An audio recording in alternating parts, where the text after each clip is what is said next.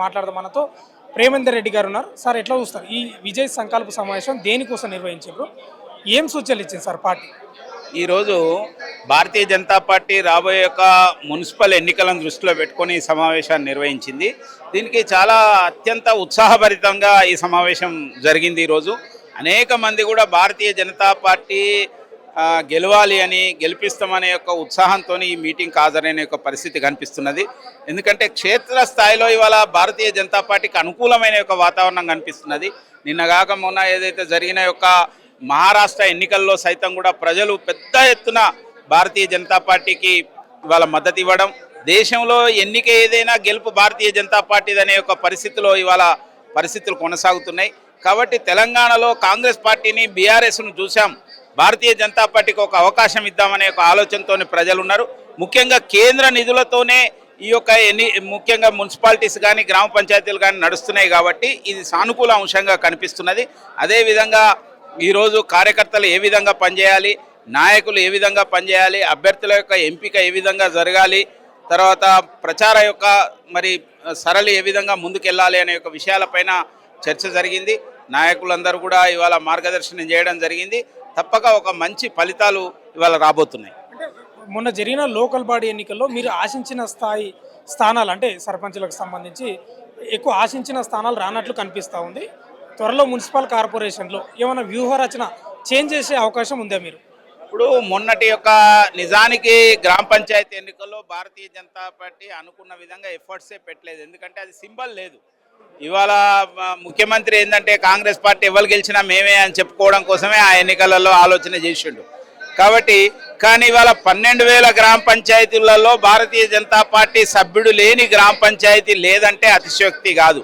ఇవాళ గెలిచినవి 1000 వరకున్నా ఓడిపోయినవి కూడా అనేక వేల వాట్లలో భారతీయ జనతా పార్టీ అత్యధికమైన ఓట్లు సంపాదించి దగ్గరికి వచ్చి ఓడిపోయిన పరిస్థితి ఉంది. ఇవాళ వార్డులు కూడా పెద్ద ఎత్తున గెలిచిండ్రు. కాబట్టి అదొక గతంతో పోలిస్తే గతంలో కేవలం 200 అట్లా భారతీయ జనతా పార్టీ గెలవలేదు. కానీ ఈసారి ఇంత పెద్ద ఎత్తున గెలిచిందంటేనే అనుకూలమైన వాతావరణం. కాబట్టి ఇవాళ అర్బన్ ఏరియాస్లలో భారతీయ జనతా పార్టీకి ఇంకెక్కువ అవకాశం ఉంది. ముఖ్యంగా ఎందుకంటే సానుకూలమైన చదువుకున్న వాళ్ళు కానీ మిగతా వాళ్ళు కానీ అర్బన్ రూరల్ అని కాదు, ఇవాళ బీజేపీ పట్ల సానుకూలమైన వాతావరణం ఉన్నది. దాన్ని ఉపయోగించి ఈ ఎన్నికలను గెలవాలనేదే ఈరోజు ఇక్కడ ఆలోచన చేసిన ఉద్దేశం. ఈ మీటింగ్ ఉద్దేశం కూడా అదే. సార్ గతంలో కొన్ని వార్తలు వచ్చినాయి, నరేంద్ర మోడీ తెలంగాణలో బీజేపీ నేతల మధ్యలో సమన్వయం లేదు, యాక్టివ్గా లేరు, మీకంటే ఓవైసీ బెటర్ కదా అనే వ్యాఖ్యలు బయటకు వచ్చినాయి. సార్ అవి నిజమా కాదా? నిజంగానే యాక్టివ్గా లేరా? అవన్నీ కూడా కేవలం అబద్ధ ప్రచారం. అవన్నీ అలాంటి వ్యాఖ్యలు ఎక్కడ చేయలేదు. రెండోది భారతీయ జనతా పార్టీ నాయకులు ఇంకెక్కువ కలిసికట్టుగా ముందుకెళ్లాలనేది వారు చెప్పారు. పార్టీ అనేది ఎప్పుడు కూడా అట్నే ఆలోచన చేస్తుంది. కాబట్టి గతంతో పోలిస్తే ఇప్పుడు ఎక్కువ ఐక్యతతోని ఇవాళ నాయకులందరూ కార్యకర్తలందరూ కలిసిపోతున్నారు. ఒక నూతన ఉత్సాహం ఉన్నది. దేశంలో మనం చూసాము, ఢిల్లీలో ఎలక్షన్ జరిగితే బీజేపీ గెలిచింది, బీహార్లో జరిగితే గెలిచింది, మహారాష్ట్రలో, హర్యానాలో, తర్వాత అవి లోకల్ బాడీ ఎలక్షన్స్ కానీ అవి స్టేట్ ఎలక్షన్స్ కానీ ఏది చూసినా భారతీయ జనతా పార్టీకి అనుకూలమైన వాతావరణం ఉన్నది. కాబట్టి వాళ్ళ తెలంగాణలో కూడా అదే వాతావరణం. అనేక రోజుల తర్వాత తెలంగాణలో ఎట్టి పరిస్థితుల్లో బీజేపీ గెలవాలనేది వాళ్ళ ప్రజల ఉద్దేశం కనిపిస్తున్నది. అందులో చెప్పిన మాటలన్నీ కూడా చేయలేని పరిస్థితి కాంగ్రెస్ పార్టీ ఉన్నది. బీఆర్ఎస్ అవినీతి, ఇంకా వాళ్ళ అవినీతిని మరిచిపోలేదు ప్రజలు.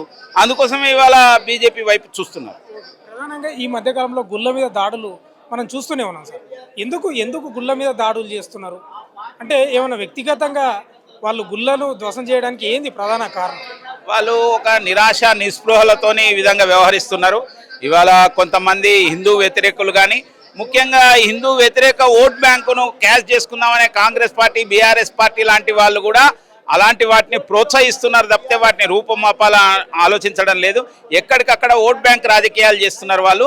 అందుకోసమే ఇలా హిందువులందరూ కూడా సంఘటితమవుతున్నారు.